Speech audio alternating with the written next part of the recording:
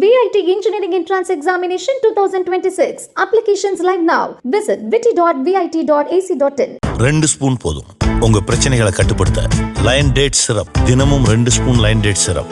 Line date syrup. மின்னணு பொருட்களின் உதிரிபாக உற்பத்தி திட்டத்தின் கீழ் 22 புதிய திட்டங்களுக்கான விண்ணப்பங்களுக்கு மத்திய அரசு ஒப்புதல் அளித்துள்ளது.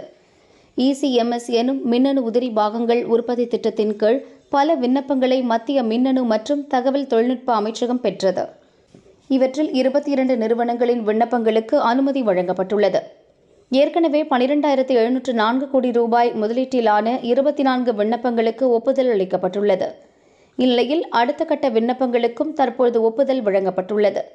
மொபைல் உற்பத்தி, தொலைத்தொடர்பு, நுகர்வோர் மின்னணு பொருட்கள், வாகன உற்பத்தி, தகவல் தொழில்நுட்ப ஹார்ட்வேர் ஆகிய பல்வேறு துறைகளுக்கு முதலீடுகள் பகிரப்பட்டுள்ளன. உள்நாட்டு விநியோக கட்டமைப்பை பலப்படுத்துவது, முக்கிய மின்னணு பொருட்களின் உதிரி பாகங்களுக்கு இறக்குமதியை சார்ந்திருப்பதை தவிர்ப்பது ஆகியவற்றுக்காக தற்போதைய முதலீட்டு அனுமதி வழங்கப்பட்டுள்ளது.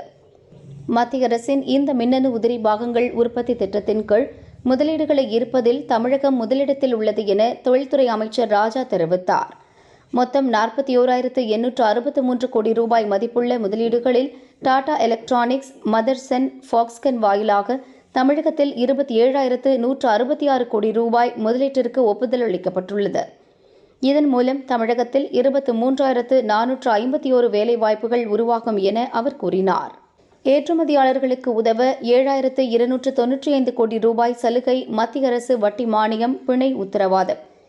ஏற்றுமதியாளர்களுக்கு எளிதில் கடன் கிடைக்கும் வகையில் 7,295 கோடி ரூபாய் மதிப்புள்ள சலுகை திட்டத்தை மத்திய அரசு அறிவித்துள்ளது.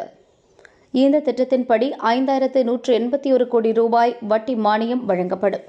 2,114 கோடி ரூபாய் பிணையாக உறுதியளிக்கப்படும். இது 2025 முதல் 2031 வரை 6 ஆண்டுகளுக்கு நடைமுறையில் இருக்கும். நிறுவனங்கள் ஏற்றுமதிக்கு சரக்கை அனுப்பும் முன்பும் அனுப்பிய பின்பும் என 2 கட்டங்களிலும் பெறப்படும் கடன்களுக்கு வட்டி மானிய உதவியை பெறலாம்.